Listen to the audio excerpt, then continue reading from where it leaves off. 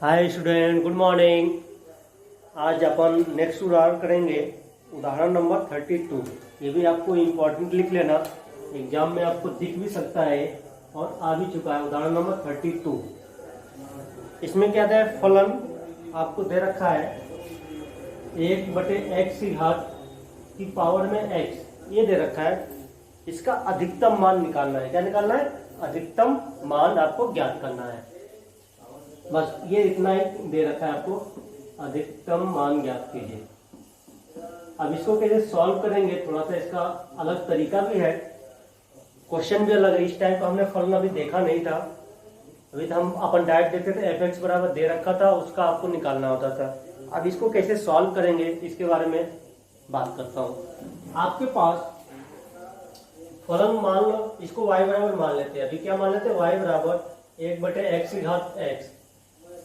अब हमें उच्चिष्ट या निम्निष्ट मान ज्ञात करने के लिए ज्यादातर क्या काम करना पड़ता है? अवकलन करना पड़ता है। बिना अवकलन के तो हम कुछ बता भी नहीं सकते हैं। ठीक है, तो इसका अवकलन करना पड़ेगा। इस टाइप का अवकलन करने के लिए हमने सीखा था कि फलन के ऊपर फलन है तो क्या करूंगा, यहाँ पर दोनों तरफ क्या ले लूंगा, पहले तो लॉग लेना पड़ेगा, नहीं तो अवकलन ही नहीं कर पाएंगे। अवकलन तो कर नहीं पाएंगे तो इसका सॉल्व कैसे करेंगे? तो इसको दोनों तरफ हमने क्या ले लिया, लॉग ले लिया। तो ये बन जाएगा log y, इधर भी क्या हो जाएगा log 1/x की घात में कितना हो जाएगा, x हो जाएगा। अब यहाँ पर क्या हो जाएगा, आप थोड़ा सा देख लो, यहाँ पर ये बन जाएगा log m की घात n, ये हो जाएगा x log 1/x। थोड़ा सा और सही से इसको लिख ले, log y 1/x को क्या लिख सकता हूँ, x log x की घात -1 लिख सकता हूँ। क्या लिख सकता हूँ? x की घात -1 लिख सकता हूँ। इसके बाद क्या हो सकता है, और देख लो किसमें बन जाएगा, log y, फिर log n की पावर n, log n की पावर n माइनस आगे आ जाएगा -x log x, ये हो गया, ये बन गया अपना। अब इस फलन ये था, फलन को इस रूप में ले आया।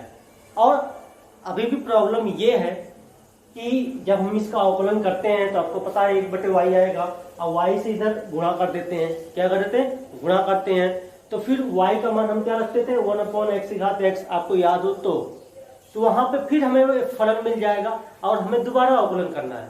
आगे चलकर क्या करना है, दोबारा करेंगे। आपको एक आइडिया दे दे रहा हूँ, आप ये करोगे तो यहाँ से मेरे ख्याल से dy/dx आपका जो मिलेगा, इसका तो अवकलन जो मिलेगा 1/y आएगा। 1/y में क्या बन जाएगा, 1/x की घात x। फिर ये जो अवकलन करेंगे इसका, ये यहाँ पर होगा। अब देखो, अब ये मिल गया, हमें d2i/dx2 निकालना पड़ेगा, क्योंकि ये उच्चिष्ट या निम्निष्ट बिंदु पर है, पता करने के लिए। अब दोबारा अवकलन करेंगे तो फिर यहाँ पे प्रॉब्लम होगा, या तो इसको कुछ मानकर दोनों तरफ लॉग लो होगा। तो यहाँ पर हम क्या कर लेंगे, इसको log y न लिखकर कुछ अलग सा फलन टाइप का मान लेते हैं। इसको मान लेते हैं z, कुछ भी मानो आपका मन है, इसको z मान लेते हैं। माना ये जो अपने पास है log y बराबर हमने क्या मान लिया, z मान लिया। हर एक चीज के पीछे कहानी होती है, मतलब हम log क्यों लिए, log के बाद हमने log y को z क्यों माना, क्योंकि ये इसका अवकलन करेंगे तो फिर फलन दोबारा मिल जाएगा और d2y निकालने में हमें प्रॉब्लम होगी। तो इसलिए हमने इसको क्या मान लिया, अभी log y बराबर z। अब इसको z बराबर मैंने लिख दिया -x log x, इतना लिख दिया।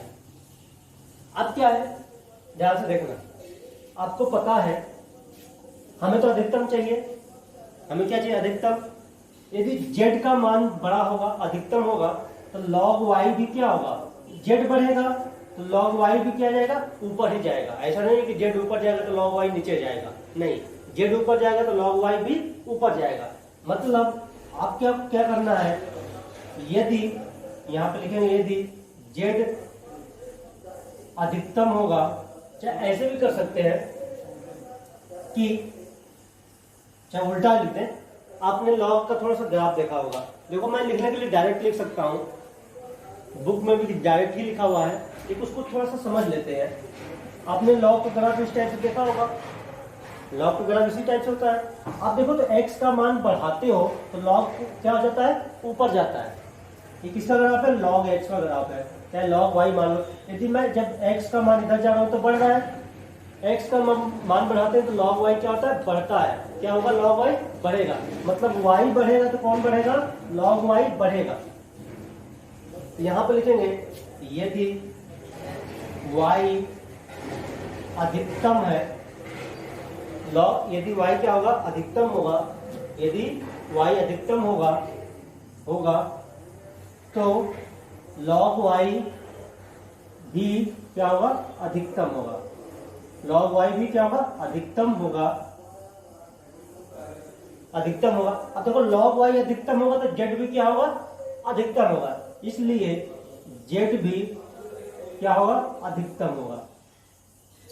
अपना टारगेट क्या है कि मतलब z, अब उल्टा भी कर सकते हैं, क्या कर सकते हैं, z अधिकतम होगा तो log y क्या होगा, अधिकतम होगा। log y अधिकतम होगा मतलब क्या होगा, y भी क्या हो जाएगा, अधिकतम हो जाएगा। बात समझ में आ गया। उल्टा भी लिख सकते हो, ऐसे भी लिख सकते हो, y अधिकतम होगा तो log y अधिकतम होगा, log y अधिकतम होगा तो z अधिकतम होगा। उल्टा क्या होगा, z अधिकतम तो log y अधिकतम, log y अधिकतम मतलब y अधिकतम। बात समझ में आ गई। हमें अधिकतम मान इसका नहीं, y कौन है, ये है। कुल मिला के ये y अधिकतम होने का मतलब ये हो जाएगा अधिकतम। ये अपनी पूरी कहानी है। अब अपन कार्यक्रम स्टार्ट करते हैं। तो कार्यक्रम स्टार्ट करने से पहले आपके पास हमें फलन मिल गया z बराबर -x log x, ये आपको मिल गया। अब इस पे अपने चर्चा करनी है, तो चर्चा स्टार्ट करते हैं। x के सापेक्ष अवकलन करेंगे तो क्या बन जाएगा, dz बटे dx बराबर में, जल्दी से इसका अवकलन कर देता मैं, डायरेक्ट कर रहा हूँ 1/x minus log x, x का हो गया 1, आपके पास dz बटे dx का मान ये तो गायब हो गया, -1 इंटू में माइनस log x, ये आ गया इतना। अब क्रांतिक बिंदु निकालेंगे, निकालना तो है ही। क्रांतिक बिंदु के लिए आपका क्या हो जाएगा, क्रांतिक बिंदु के लिए dz बटे dx का मान क्या हो गया, 0 हो गया। इसका मतलब क्या होगा, -1 माइनस log x बराबर कितना हो गया, 0 हो गया। यहाँ से आप देखिए इसकी कहानी में, आप थोड़ा सा इसको इधर उधर करता हूँ तो log x बराबर हो जाएगा आपका, log x बराबर कितना हो जाएगा, -1 हो जाएगा। तो बेस इसका कितना होगा, e तो बेस चलेगा, तो x का मान क्या होगा, e की पावर -1, मतलब यहाँ से x का मान हमारे पास आ गया 1/e। मतलब x बराबर 1/e पर या तो फलन उच्चिष्ट बिंदु पे होगा या तो निम्निष्ट बिंदु पे होगा। उच्चिष्ट पे होगा तभी अधिकतम मिलेगा और निम्निष्ट पे होगा तो निम्नतम मिलेगा। लेकिन इसने अधिकतम बोला है तो पक्का होगा कि x बराबर 1/e पर फलन क्या होगा, अधिकतम होगा। वो कैसे पता करते हैं, अब इसको हम मान लेंगे समीकरण 1, क्या मान लेंगे, समीकरण 1। तो क्या हो जाएगा, समीकरण 1 का दोबारा अवकलन करेंगे। समीकरण 1 का अवकलन करने पर ये क्या बन जाएगा आपका, d2z बटे dx2, d2z बटे dx2। तो कितना हो जाएगा, इसका अवकलन करता हूँ तो -1 का अवकलन तो 0 हो गया, -1 बटे क्या आ गया, x आ गया। कितना हो जाएगा, x का log x का x हो गया। अब क्या करोगे, d2z बटे dx2 एट x बराबर 1/e। तो देखो यहाँ पे माइनस है, x में क्या रखते हैं 1/e, ये क्या आ गया, -e आ गया। तो आप देखो तो d2z बटे dx2 eight x equal to 1/e पर आपका क्या आ गया, <0 आ गया, <0 आ गया। <0 आने का मतलब क्या होता है, x बराबर 1/e पर, नहीं सॉरी माइनस क्या था, हाँ 1/e पर फलन क्या होगा, उच्चिष्ट बिंदु पे होगा। किस पे होगा, उच्चिष्ट बिंदु पर होगा। ये तो हम जानते ही हैं कि उच्चिष्ट बिंदु पर होगा, जब <0 होता है तो उच्चिष्ट बिंदु। अब अधिकतम मान x बराबर 1/e पर अधिकतम मान निकाल लेते हैं। तो अधिकतम मान कितना बन जाएगा, अधिकतम मान उसमें रख दो बस, y बराबर अपना 1/e की घात में 1/e, ये बन जाएगा e की पावर 1/e। ये अपना क्या बन जाएगा, अधिकतम मान। आप इसको नोट कर लीजिए, ये है पूरी कहानी अपनी। समझ गए बात को। अब आते हैं नेक्स्ट क्वेश्चन पे। क्वेश्चन सही है, इंपॉर्टेंट है, एग्जाम में भी आपको दिख सकता है, ये दिख जाता है, इसका मन करता है हर बार आने का, क्योंकि इसके अंदर क्वालिटी है। कि ये क्वेश्चन आपको दिख ही जाएगा और लगभग 3-4 साल में एक बार दिख ही जाता है ये। इसको आप ऐसा कर लेना है तो मतलब दिमाग में रहे कि हाँ कैसा करना, क्योंकि इसमें कई सारी कहानियां हैं, तो उस कहानी को यदि हम देखें तो कठिन सा भी है यदि हमने प्रयास नहीं किया है तो। अब उदाहरण नंबर 33, हालांकि इसमें नहीं आना चाहिए था ये, लेकिन दिया हुआ तो निकाल देते हैं। ये आना चाहिए नेक्स्ट जो अपना है मैक्सिमा और मिनिमा जो है इसके प्रयोग में आएगा, अनुप्रयोग में आएगा, जो नेक्स्ट टॉपिक है अपन उसमें आना चाहिए, क्योंकि इसका अनुप्रयोग ही है। लेकिन जब दे दिया तो इसको सॉल्व कर लेते हैं। आरबीएससी कहीं पर भी दे सकती है, इसकी कोई टेंशन नहीं है। थोड़ा सा इसमें क्वेश्चन में आप सही कर लेना। इसमें लिखा है बिंदु, किसी बिंदु 0,a, तो 0, ना a ना होकर 0,c है। क्या है? 0,c से परवलय आपको दे रखा है x² बराबर e की न्यूनतम दूरी ज्ञात करनी है। क्या ज्ञात करनी है आपको? न्यूनतम दूरी। क्या ज्ञात करनी है? न्यूनतम दूरी ज्ञात कीजिए जहां ये जो c है, वो क्या है 0,5 के बीच में है। बस इतना ही है। आंसर सी में आ रहा है, इसलिए आप यदि सॉल्व करोगे तो ए में आएगा, कोई दिक्कत नहीं है आंसर अब भी। लेकिन इसमें उदाहरण में पूरा कार्यक्रम सी पे क्या है, इसलिए सी पे बात करूंगा। अब बात करें कि ये y बराबर x² का जो परवलय था, परवलय ही है, इसका चित्र कैसा बनता है? तो चित्र कुछ इस टाइप का बनता था शायद, यदि आपको याद हो तो ठीक है, नहीं याद है तो यूं बनता है। यही ऑनलाइन का फायदा है कि मैं कुछ पूछ नहीं पा रहा हूँ, नहीं तो इस पे होते ही कि हम बनाओ, किसको किसको याद है, आपके मजे हैं, मजे से पढ़ाई करो, कोई दिक्कत तो है नहीं, कोई पूछने वाला नहीं, पढ़ रहे हो नहीं पढ़ रहे हो, किसी वीडियो को देख रहे हैं कुछ भी व्यू नहीं आ रहे हैं, देख ही नहीं रहे हैं सब टोटल, कोई बात नहीं है, कभी तो मिलोगे, उस दिन बात करेंगे कि क्या किए हो अभी तक। अब आते हैं क्वेश्चन पर। परवलय सही बनाया है, देख लेना सही बनाया। वाई हमेशा पॉजिटिव होगा तो ऊपर वाला बनेगा। तो ये अपना बना दिया हमने y बराबर x² का परवलय। अब बोला एक परवलय को कोई एक बिंदु है, बिंदु 0,c है, परवलय को नहीं है, बिंदु है 0,c। 0,c कहाँ मिलेगा? इसी को कहीं मिलेगा, ये हमने लिख लिया 0,c।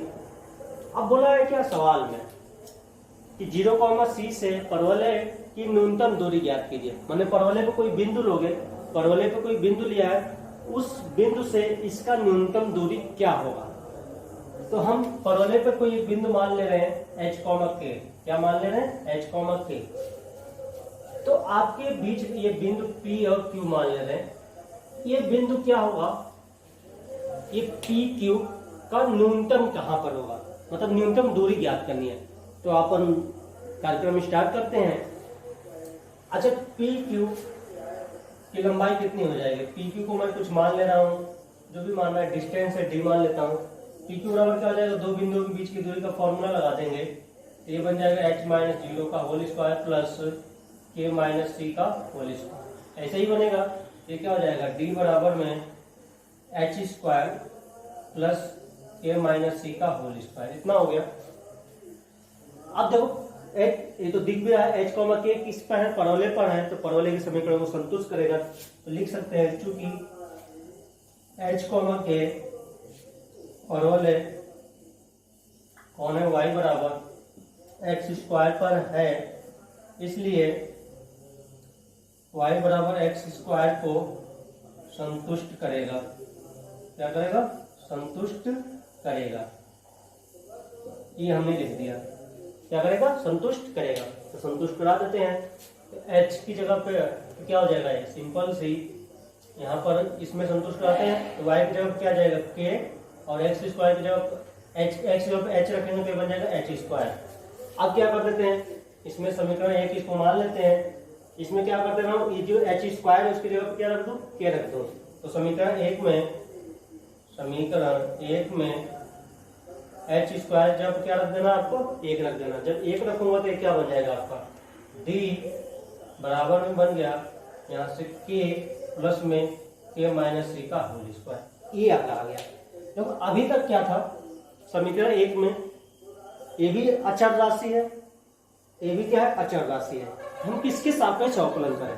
c तो कांस्टेंट है, जो चीज दिया होता है वो क्या होता है, कांस्टेंट होता है। ये दिमाग में बैठा, जो भी दिया है वो कांस्टेंट है, जो नहीं दिया है वही क्या है, वेरिएबल है, मतलब अचर है, चर है, सॉरी चर राशि है। अचर तो क्या होता है, कांस्टेंट होता है। तो मतलब यहाँ पे चर राशि कौन है, एच, यहाँ पे चर राशि कौन है, के। अब किसके सापेक्ष अवकलन करूंगा, तो इसीलिए समीकरण में रखकर अब हमारे पास चर राशि कौन हो गई, के, सी तो क्या है, कांस्टेंट है, अचर राशि है। अब हम क्या करेंगे, इसको मान लिया हमने समीकरण 2, क्या मान लिया, समीकरण 2। समीकरण 2 का किसके सापेक्ष, के के सापेक्ष अवकलन कर दो। समीकरण 2 का के के सापेक्ष अवकलन लिख लेना। समीकरण 2 का के सापेक्ष, इसके सापेक्ष, के सापेक्ष अवकलन करने पर क्या बन जाएगा, डी डी बटे डी के बराबर में। तो अभी तो किसको, अंडर रूट है, अंडर रूट को निपटा दो। अंडर रूट को निपटाऊंगा तो बन जाएगा 2 अंडर रूट में के प्लस में के माइनस सी का होल स्क्वायर इंटू में। अब इसमें बात करें के माइनस सी पे, तो पहले तो ये स्क्वायर का के का अवकलन करेंगे तो 1 आ जाएगा, प्लस 2 के माइनस सी, और तो कुछ आएगा नहीं, के का करेंगे तो 1 मिल जाएगा, ये आ जाएगा।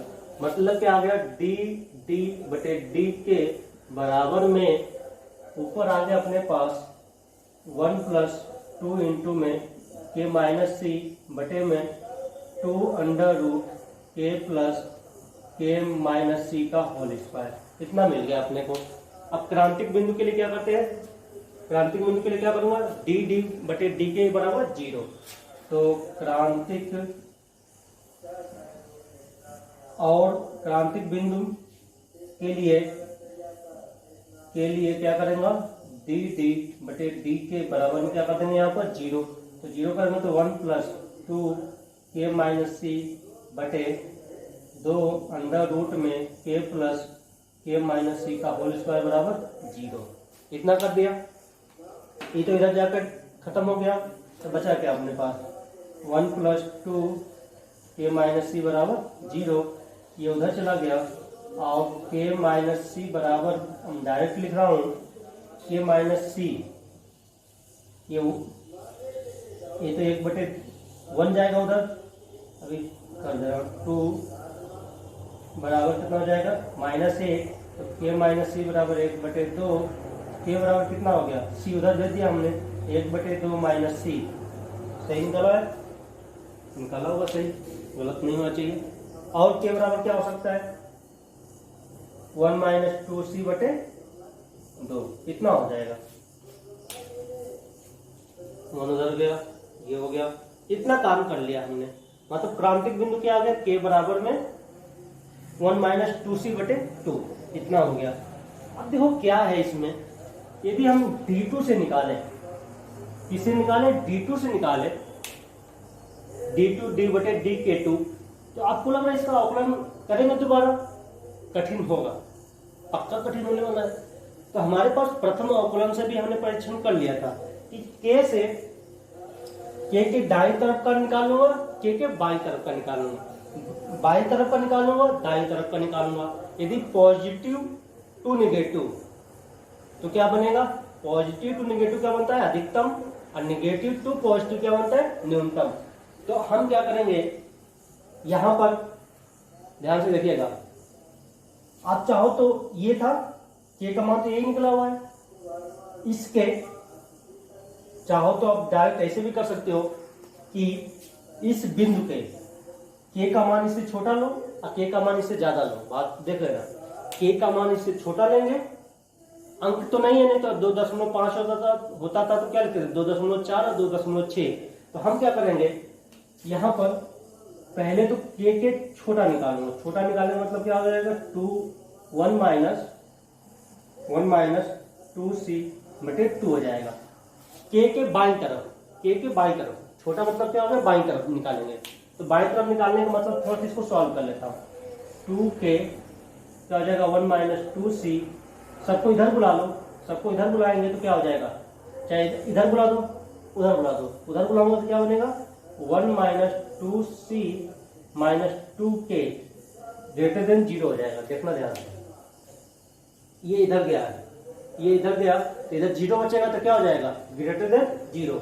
ये क्या हो जाएगा, कॉमन ले लो, चाहो तो दोनों में से, तो -2 कॉमन ले लो तो क्या बनेगा, c प्लस के बन जाएगा। क्या बन जाएगा, c प्लस के ग्रेटर देन 0 बन जाएगा। कितना बनेगा।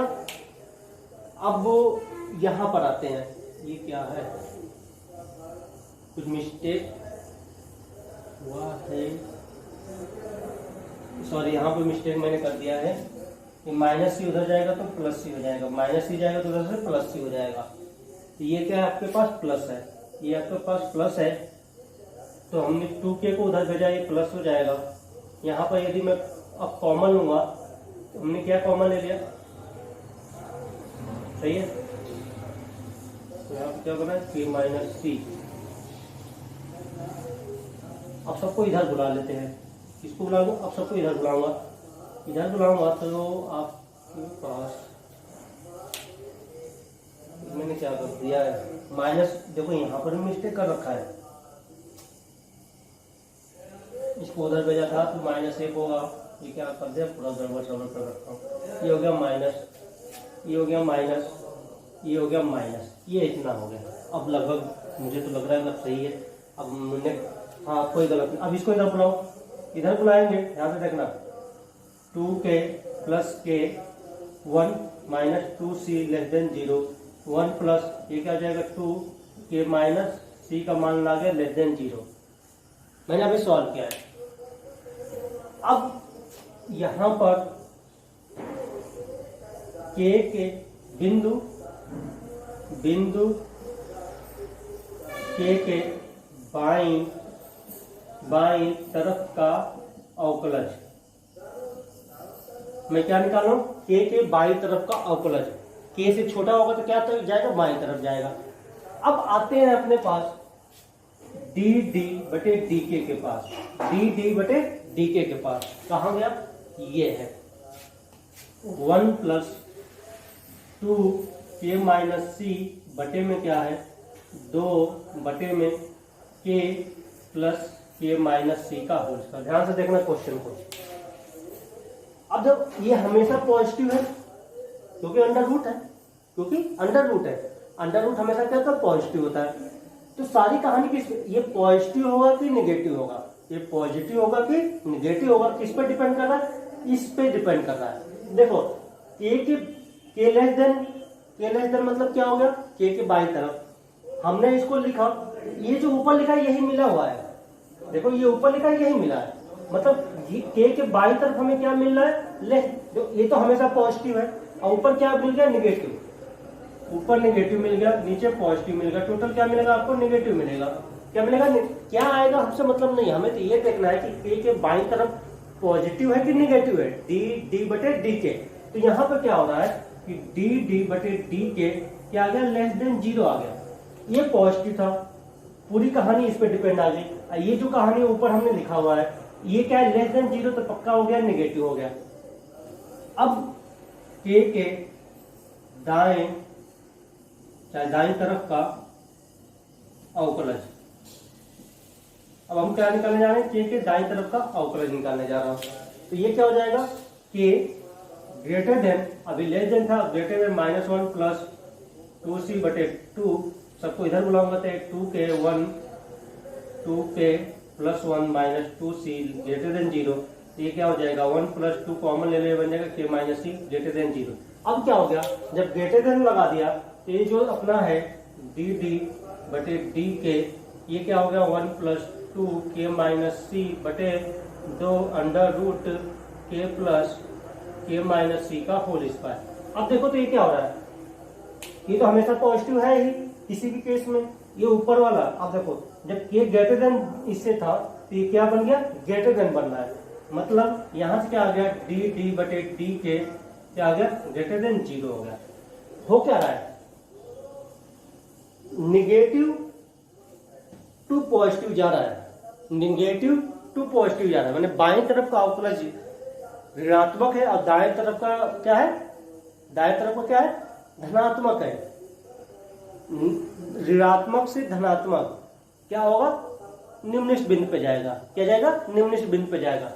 याद हो तो ठीक है, नहीं याद हो तो ये निम्नलिखित का कहानी है, इस पे यदि आप खींचो यूं बनेगा और यूं बनेगा, और ये देखो ऋणात्मक ये क्या है, धनात्मक होता है।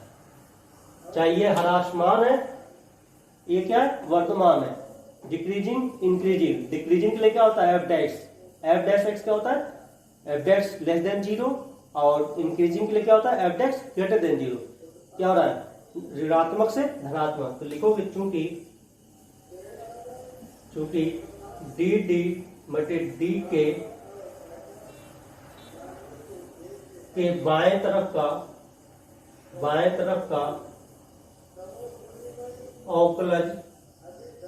अवकलज लिख लो जल्दी से, मैं पूरा नहीं, अवकलज ऋणात्मक है, और चूंकि डी डी बटे डी के बाएं तरफ का अवकलज ऋणात्मक है, और दाएं तरफ का अवकलज धनात्मक है, और दाएं तरफ का अवकलज धनात्मक है, इसलिए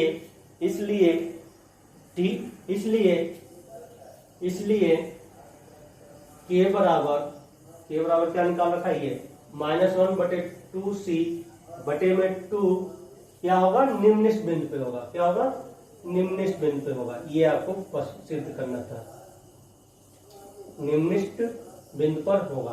किस बिंदु पर होगा, निम्नलिखित बिंदु पर होगा। बात समझ में आ गई।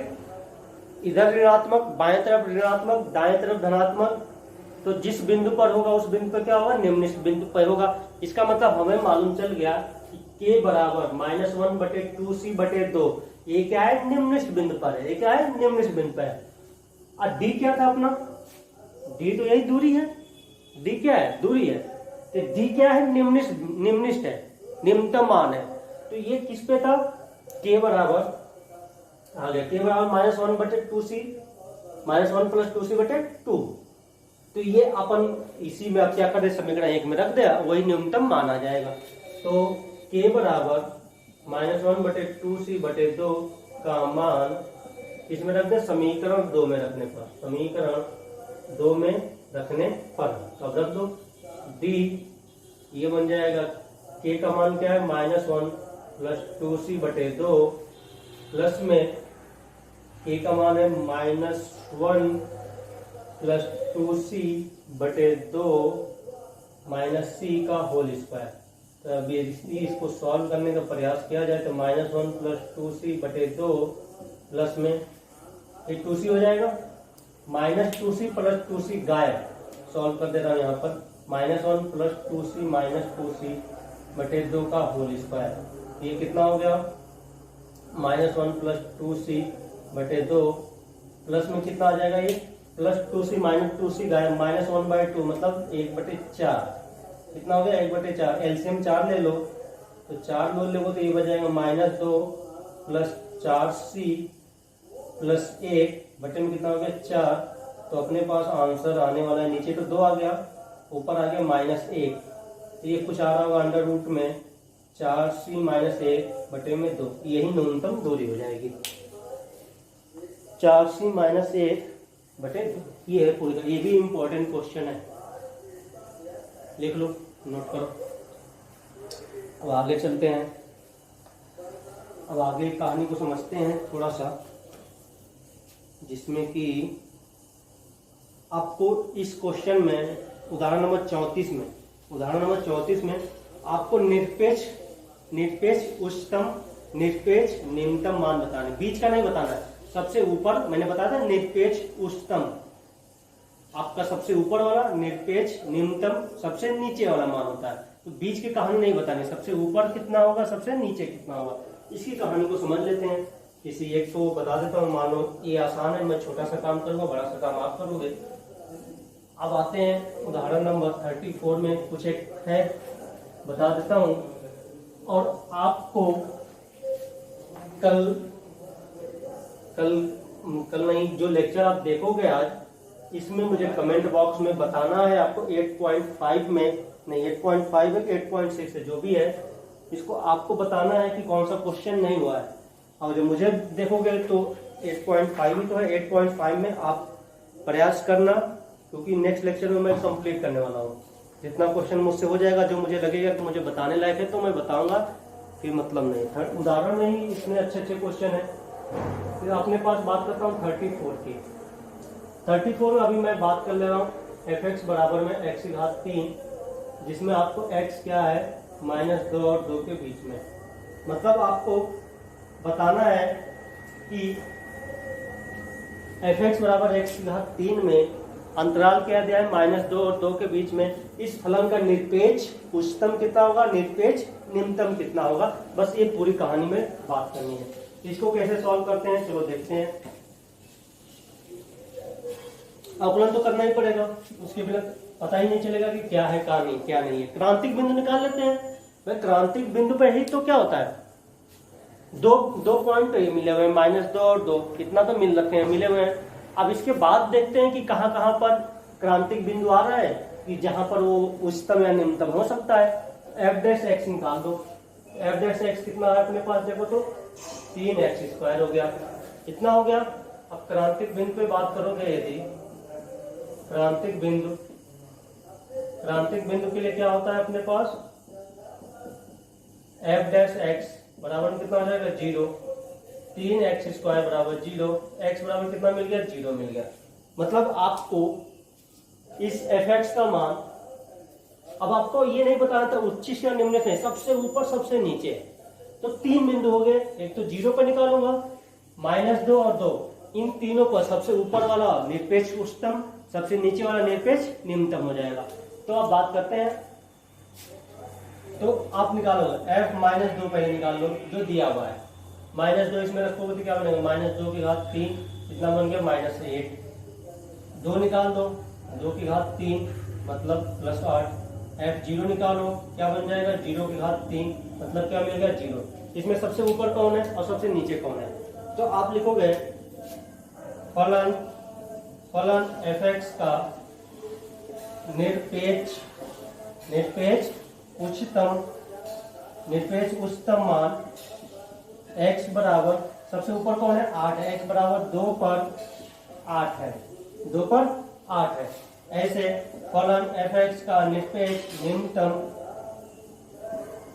निम्नतम मान x बराबर, सबसे छोटा कौन है -8 है, तो -2 पर -8 है। बस बात खत्म। ये करना है इस पूरे क्वेश्चन में, इसी टाइप से आपको सॉल्व करना है। ये पूरी कहानी आपको दे रखी है, मैंने बता भी दिया, इसमें यही काम करना है।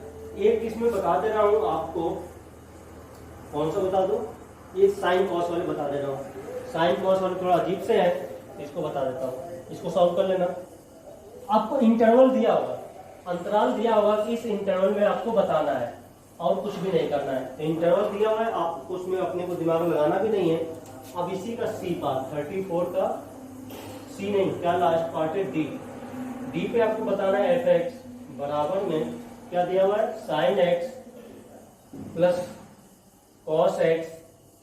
फिर आपको किस इंटरवल में बताना है, 0 से पाई के बीच में बताना है, 0 से पाई के बीच में आपको बताना है। तो चलते हैं, स्टार्ट हो जाते हैं, अपनी कहानी स्टार्ट करते हैं। तो क्या होता है, अवकलन तो करना पड़ेगा। तो एफ डैश एक्स बराबर क्या हो जाएगा आपका, cos x minus sine x हो जाएगा। क्रांतिक बिंदु के लिए क्या करते हैं, एफ डैश एक्स बराबर में क्या करेंगे 0, ये आप लिख लेना क्रांतिक बिंदु के लिए। अब तो आदत बन जानी चाहिए आपकी। Cos x minus sine x बराबर क्या हो गया 0।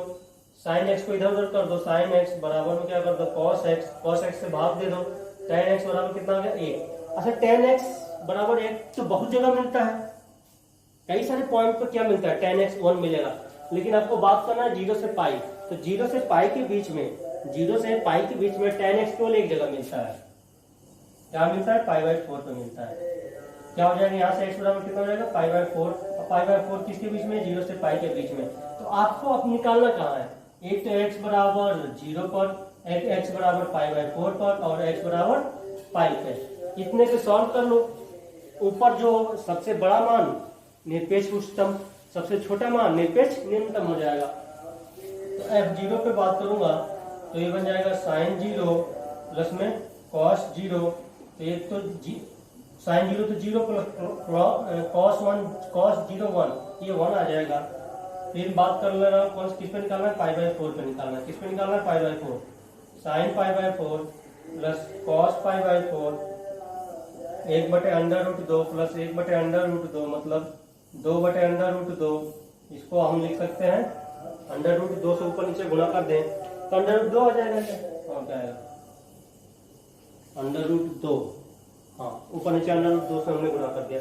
अब क्या निकालना है पाई, ये बन जाएगा F pi sine pi plus में कॉस पाई। साइन पाई तो 0 होता है, ये हो जाता है -1, तो -1 सबसे छोटा कौन है -1, सबसे बड़ा कौन है अंडर रूट 2। तो निरपेक्ष उच्चतम मिला है π/4 पर जिसका मान है अंडर रूट 2। निरपेक्ष न्यूनतम क्या मिला है पाई पे मिला है जो कि क्या है -1। ये है पूरी आपकी कहानी। और आगे बात करता हूं,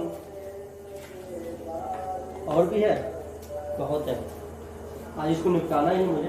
35 एग्जाम्पल नंबर 35 को देखते हैं, देख लो उदाहरण में ही सब कुछ आपको दे दिया। 35 को देखिए, इसमें एक बता दूंगा, एक आप अपने मन से कर लेना। 35 में दिया है, सवाल पढ़िए तो देखिए क्या होता है।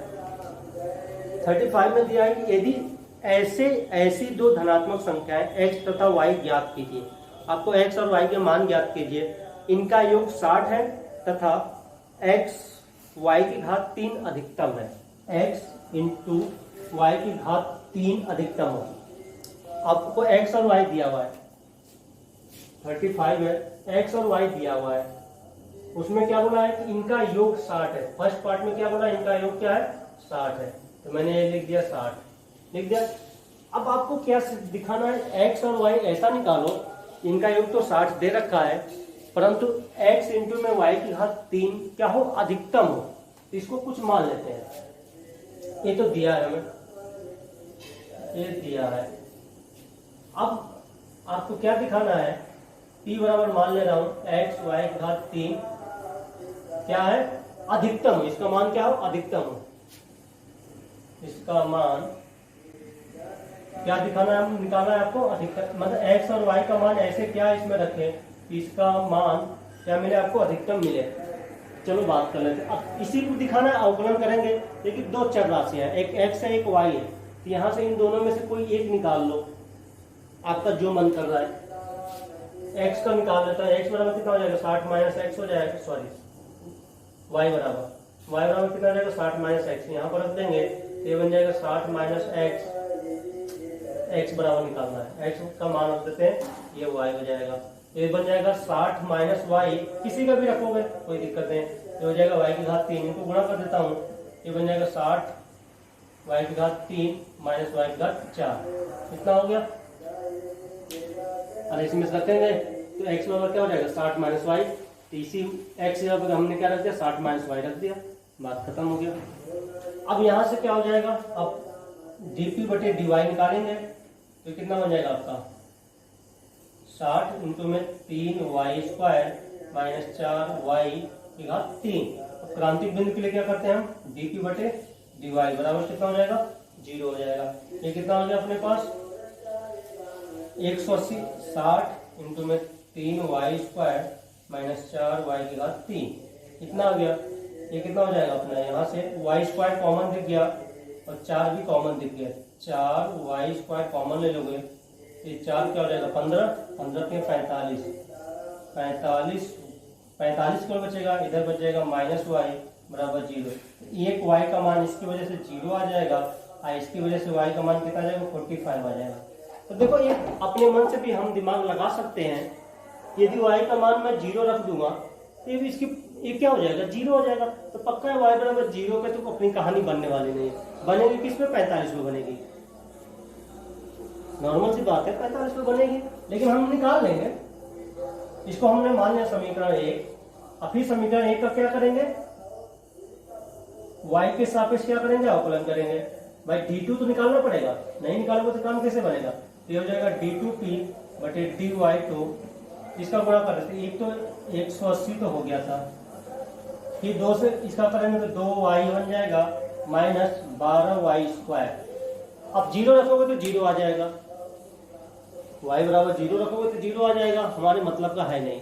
हम इसको बात कर लेते हैं d2p बटे dy2 एट x बराबर 45, ये हो जाएगा 360 हो जाएगा, इंटू में y माइनस 12 इंटू में 45 का स्क्वायर। तो आपको लग रहा है कि ये इधर वाला बड़ा होगा, हाँ बड़ा होगा, ये माइनस में आएगा ही आएगा, आ रहा है कि नहीं आ रहा है। तो d2p बटे dy two X, sorry X नहीं 45, y बराबर 45 है। y बराबर कितना होगा 45, लेस देन क्या आ रहा है 0 आ रहा है। तो पक्का हो गया कि y बराबर 45 पर फलन क्या होगा, p क्या होगा, अधिकतम होगा। p क्या होगा सॉरी अधिकतम होगा। p क्या होगा, अधिकतम होगा। p क्या होगा, अधिकतम होगा। मतलब y का मान हम 45 लेंगे तो आपका इसका जो p मिलेगा वो क्या मिलेगा, अधिकतम। तो समीकरण इसको कुछ मान लो समीकरण a तो बस y बराबर 45, y बराबर 45 किस में रखते हैं, समीकरण a में रख देते हैं। समीकरण a में रखने पर यहाँ पर रखो x प्लस 45 बराबर 60, y x का मान कितना आ गया 15 आ गया। मतलब x यदि आप x बराबर 15 ले रहे हो और y बराबर कितना ले रहे हो 45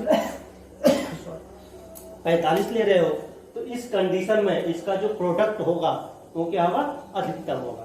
यह है क्वेश्चन सेकेंड पार्ट, आप कर ले गुड। और 8.5 में मुझे कमेंट में बता देना कौन कौन क्वेश्चन आपसे नहीं हुए। मैं तो पहले ही बताया था, पिछले लेक्चर में बात किया था कि आप क्वेश्चन ट्राई कर लेना। आज ये हो गया, सेकेंड पार्ट आप कर लेना। मिलते हैं अगले लेक्चर में, बाय बाय।